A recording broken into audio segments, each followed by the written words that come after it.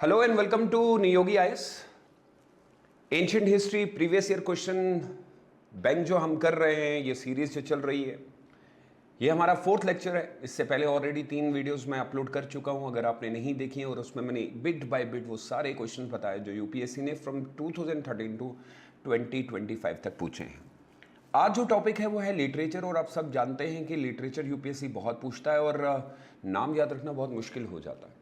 इस पूरे वीडियो को अंत तक ज़रूर देखिएगा, आपको बहुत अच्छा लगेगा, और हम एक एक चीज़ नोट करेंगे कि आखिर क्यों यूपीएससी ने वो सवाल किस लिए पूछा है।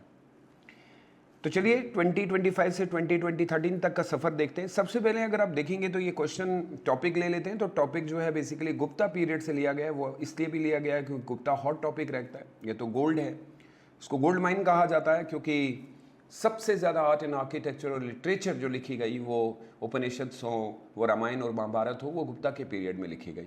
तो यूपीएससी के लिए हॉट टॉपिक है, फिर देख लीजिएगा। अब यहाँ पे अगर एक चाइनीज़ नाम देखें, फाजी, 2 अलग अलग नामों से लिखा जाता है। एक चाइनीज़ ट्रैवलर थे जो बेसिकली बुद्धिस्ट, आप ये कह सकते हैं बुद्धिज़्म के बारे में जानने की कोशिश कर रहे थे। वो उस समय गुप्ता पीरियड में आए।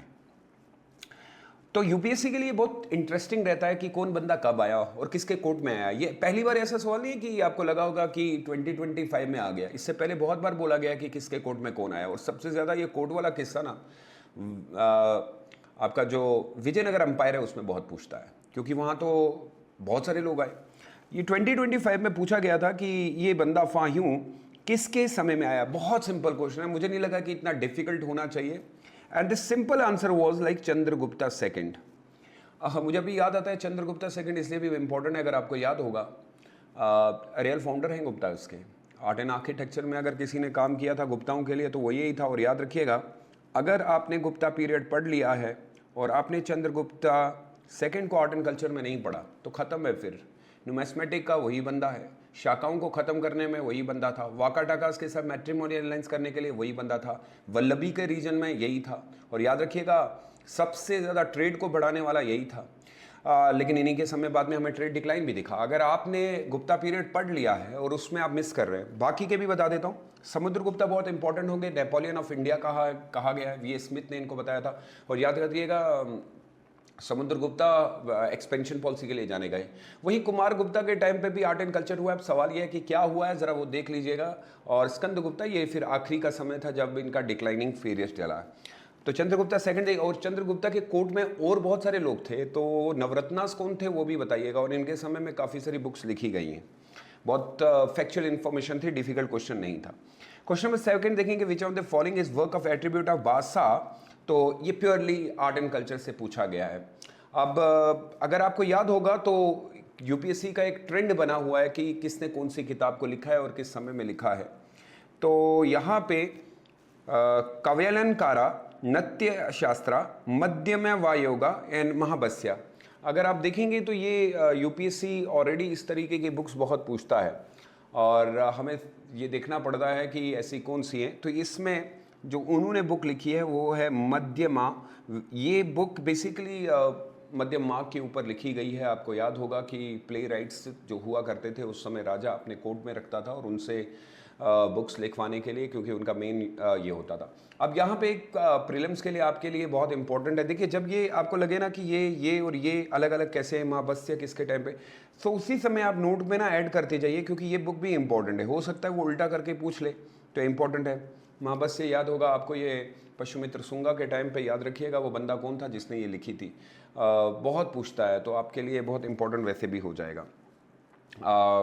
लास्ट में एक क्वेश्चन मैं ऐड करवाने वाला हूँ, वो आपके लिए ट्विस्टेड है। इसके बाद में एक ऐसा क्वेश्चन आपको बताऊँगा जो अभी मैंने नहीं लिया, वो इसी ईयर में आया है।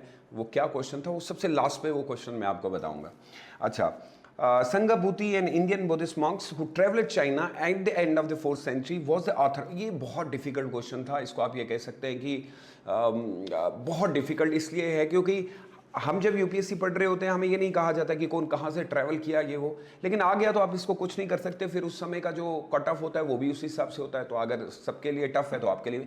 लेकिन याद रखिए, ऐसे क्वेश्चन के लिए आप अपना तरीका नहीं बदलते। आप ऐसा नहीं है कि सर ये क्वेश्चन आया तो आप वैसे ही रहिए। कोई इस सवाल आपको लगेगा कि ये बहुत ही मुश्किल हो गया, जैसे इसमें Sanghabhuti an Indian Buddhist monk who travel to China, China गया at the end of the 4th century, was the author of the, तो संगभूति के बारे में हम पढ़ाते हैं। तो फिर उसने क्या किया, पूरा सीधा, वरना ये क्वेश्चन सिंपल ही बन सकता था कि संगभूति ने क्या लिखा है, लेकिन उसे जानबूझ के बताया वो चाइना गया था 4th century में। फिर उसने वो रीजन ये है कि वो आपको परेशान करने की बात की गई है। He has written a book called Sarvastivada Vinaya, बहुत फेमस बुक है उनकी, और ये वही टाइम था जब बुद्धिज्म का दौर चल रहा था, उनके टाइम पे लिखी गई है। फिर हमारा एक क्वेश्चन है with reference to the ancient Indian history consider the. फिर एक साइड से हमें क्या किया कि बुक लिख दी गई, एक साइड से ऑथर बता दिए। देवी चंद्र गुप्ता बहुत इजी है, अगर आप देखेंगे तो बहुत सारे बुक्स के अंदर बड़ा पड़ा हुआ है इनके बारे में, तो करेक्टली मैच करना था। सो इसमें से अच्छा ये भी बहुत टफ रहता है यूपीएससी अब, क्योंकि ट्रेंड चेंज कर चुका है और हमें लगता है कि मैच करने के टाइम पे ओनली 1 होगा, ओनली 2 होगा, वरना पहले एलिमिनेशन हो जाता था। देवी चंद्र गुप्तम बिल्हाना, हमीरा महाकाव्या, नाचंद्र सूरी, मलिंड पानव। अच्छा, इसके ऊपर एक बड़ा कंफ्यूजन बच्चों को रहता है कि सर ये नाग अर्जुना है या नागासेना है, तो प्लीज़ याद रखिएगा इसके ऊपर भी यूपीएससी 2 बार सवाल पूछ चुका है। ये बेसिकली नागार्जुन और नागोसेना दोनों है। मलिंडा पानव जो मेलिंडा के साथ मिलकर उन्होंने लिखी थी, ये बुक जो है बुद्धिज़्म के दौर पे बुद्धिज़्म के ऊपर है, जब उन्होंने इंडो ग्रीक के एक रूलर मनिंदर के साथ बातचीत की थी। और है Nitivakyamrita Somadeva Suri. So how many they only we have a correct is only 2, इसमें तो 2 ही मैच हो रहे हैं, बाकी कोई मैच नहीं हो रहा है। Which of the following explain the practice of वटा किरुतुल, ये भी बहुत टफ आया था। ये साउथ इंडिया की हिस्ट्री है और बहुत मुश्किल होता है ऐसे नाम याद करना, इवन दो ये बोले भी नहीं जाते, क्योंकि इसको मेंशन किया गया है संगम। अब संगम चोला चेरास पांड्यास की है, अगर आपको याद होगा 3 संगम हुई और 3 संगम में आपको याद होगा हमारे पास टोटल 36 बुक्स आई। 18 इसमें बड़ी बुक थी, 18 इसमें छोटी बुक्स थी, और 8 को हम इत्तुगोई कहते हैं, 10 को हम पट्टू पट्टू कहते हैं। और फिर आपको पता है कि पट्टू पट्टू में एक बहुत इंपॉर्टेंट बुक है पति ने निकिल कन्नकू। ये इस तरीके की बुक्स हैं जो याद करना बहुत मुश्किल है, क्योंकि नाम ही डिफिकल्ट हो जाते हैं। तो उसमें एक मेंशन किया था, क्या वो वर्ड था वटा किरतुल, मेंशन किया गया संगम पोएम में। ये किस चीज़ के लिए किया गया? सिंपल मैं आपको बता देता हूँ। एक और चीज़ याद रखिएगा, जब हम संगम एज को पढ़ते हैं तो संगम एज में सबसे ज़्यादा, संगम एज के पहले अगर आप एक स्टेप पीछे चले जाएं तो मेगालिथिकल कल्चर आता है, और बरियल्स के बारे में बहुत बात की गई। फिर उसमें टोपी कला हो, उसके अंदर फिर आपकी एक हमारा मिनहर्स होता है, इनके बारे में बात की गई है।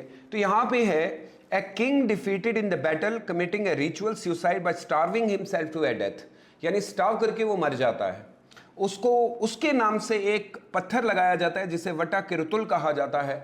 और आप सब जानते हैं संगम एज में इस तरीके की बातें हमने बहुत पढ़ी हैं और डिफिकल्ट था, मैं ये कह सकता हूँ इस तरीके से। यहाँ पे एक और बात समझ में आई कि लिटरेचर से कोई टर्म भी पूछ सकता है, बुक नहीं पूछिए, क्योंकि अगर आप देखेंगे तो संगम पोएम्स के अंदर एक वर्ड यूज किया गया जिस वर्ड का नाम है वटा किरतुल। तो ये बुक बेसिकली संगम एज में बहुत है, तो टर्म्स के ऊपर भी ध्यान रखना पड़ेगा। वैसे सारी टर्म्स इंपॉर्टेंट नहीं है, कुछ इंपॉर्टेंट होंगी। विच of the following statement is about Sangam literature, फिर से पूछा, इन एंशिएंट साउथ इंडिया, करेक्ट है। संगम एज की किताबें हमें क्या बता दी? बड़ा सिंपल सा मैं बता देता हूं। संगम एज बेसिकली जो किताबें हैं, याद रखिएगा, एक ही बार क्लियर कर लीजिएगा, संगम एज धार्मिक किताबें नहीं है, क्योंकि वो लव के ऊपर लिखी गई हैं और वॉरियर्स के ऊपर लिखी गई हैं, जिसको आकम एंड पूरम कहा जाता है। फिर कहते हैं कि संगम पोएम्स में क्या रेफरेंसेस मटेरियल कल्चर के बारे में उन्होंने बताया, या संगम एज में सोशल क्लासिफिकेशन ऑफ वर्म के बारे में कुछ पता चला। संगम एज पोएम्स जो है वो वॉरियर और एथिक्स के बारे में बताती हैं या नहीं बताती। Sangam literature refer to a magical forces are irrational. तो अब क्योंकि यहाँ स्टेटमेंट जो है ना वो करेक्ट पूछा है, which of the following statement about Sangam literature in ancient South India is correct? The social classification of वर्म was known to the Sangam पी। Yes, of course this is true. अगर आप देखेंगे तो उनको पता था। अब मैं ये नहीं कह सकता कि नॉर्थ की तरह जिस तरीके से रिजिड हो चुका था उसके बारे में तो बात नहीं करते। देखिए, संगम पोएम्स खाली मटेरियल कल्चर के बारे में बात नहीं करती, तो पहला पॉइंट तो वैसे ही एलिमिनेट हो जाता, वो आता ही नहीं। दूसरा पॉइंट देखिए, सोशल क्लासिफिकेशन वर्क्स के बारे में बात हुई है। Sangam poem have no references to warrior, गलत है, वॉरियर्स के बारे में ही लिखी गई है। वो तो कहते हैं कि हमारा राजा ऐसा था, हमारे राजा ने ये किया, क्योंकि आकम और पूरम तो दो है, तो वो भी Sangam literature refer to a magic. No no no no no, it was based on the society, the economy. Economy के बारे में बात की गई है, उसमें कोई ऐसे फोर्सेस के बारे में बात नहीं की है। तो मुझे लगता है अगर बच्चे ने पढ़ा होगा तो एलिमिनेशन से भी आंसर निकल सकता था।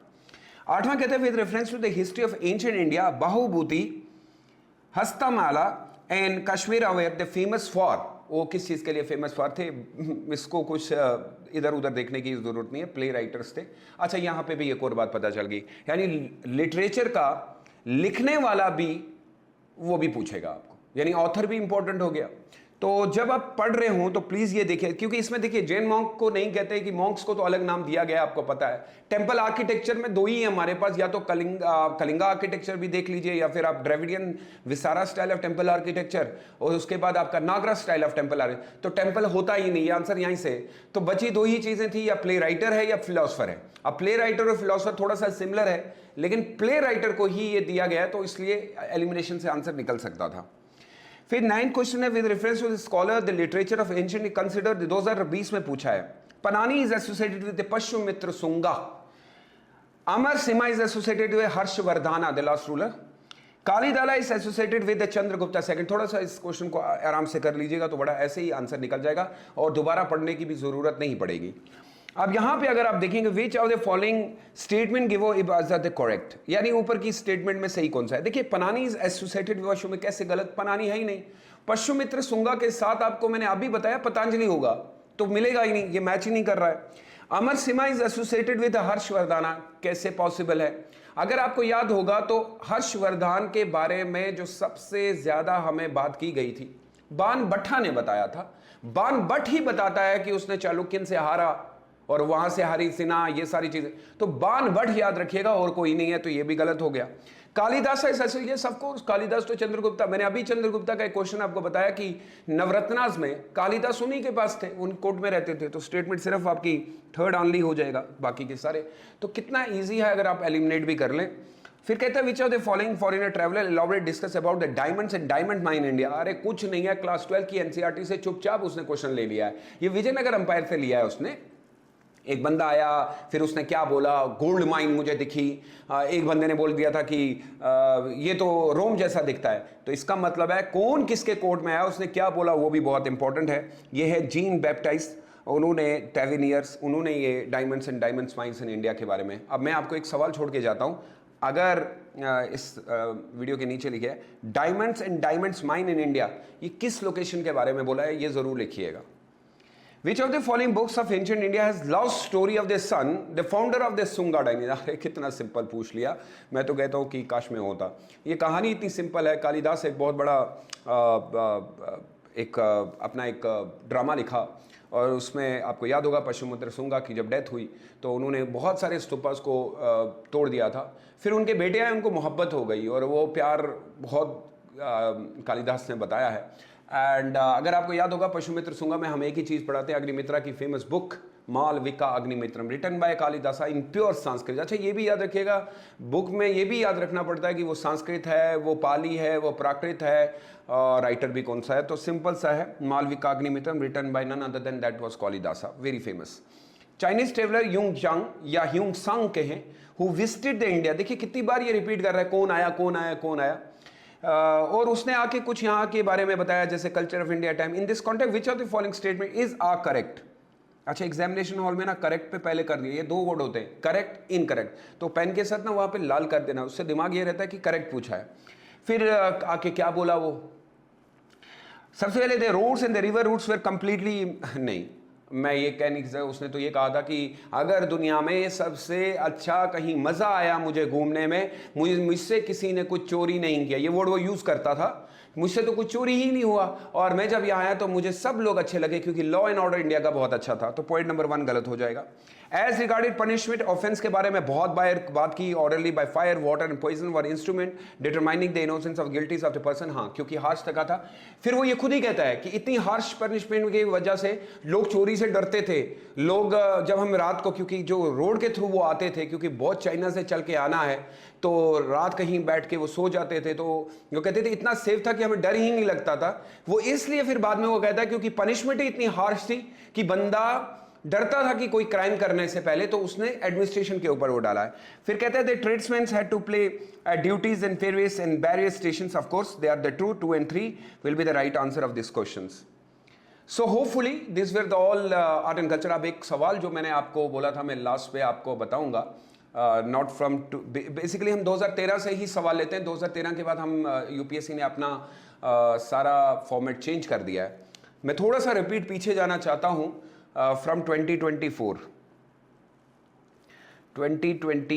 अच्छा, ये बच्चे कोई मुझे बोलेगा 2025 का जो मैंने पहला क्वेश्चन दिखाया वो देखिए 2025 में एक क्वेश्चन आया है और फिर एक क्वेश्चन जो हमने मिस किया है वो मैं इसलिए नहीं थोड़ा सा बताना चाहता हूं क्योंकि काफ़ी बार मेरा होता है कि ट्विस्टेड। हाँ, 2024 में क्वेश्चन आया था, वो रिगार्डिंग उपनिषद के ऊपर था, वो मैंने इसमें नहीं डाला था, मैंने सोचा था। तो 2024 में उपनिषद के ऊपर एक क्वेश्चन बना, याद रखिएगा, उपनिषद के ऊपर क्वेश्चन बना। तो ये 2024 का क्वेश्चन था। तो 2024 में सीधा पूछा था consider the following statement, there are no parables in Upanishad. फिर पूछा था Upanishad were compose earlier than Puranas. तो मतलब क्या उपनिषद पहले बनी पुराना से पहले? तो फिर पूछा था विच of the statement given above is correct. देखिएगा आप 2024 में देखिएगा तो याद रखिएगा उसका आंसर सिर्फ 2 ओनली है। 2 मतलब Upanishad were compose earlier than Puranas, there are no parables in Upanishad, गलत है, only the Upanishad were compose. अब इसका सिस्टमैटिक कैसे याद रखेंगे? पहले आएगा वेदास यानी ऋग्वेद, ऋग्वेद के बाद आती है समवेद, समवेद के बाद आती है यजुर्वेद, यजुर्वेद के बाद आती है अथर्ववेद। तो ये हो गया सिस्टमैटिक। अब याद रखिएगा अगर आपको ये पूछता है तो इसमें इस तरीके से पहले वेदास, वेदास के बाद ब्राह्मणास, ब्राह्मणास के बाद अरंकास, अरंकास के बाद उपनिषद। ये इसका सिस्टमैटिक वे है। होपफुली आपको बहुत अच्छा लगा होगा। मिलता हूं नेक्स्ट सेक्शन में जहां पे इसी तरीके से हम PYQ कंप्लीट करेंगे। और वैसे ऑलमोस्ट मैंने सारे 2013 से 2025 तक कंप्लीट कर लिए।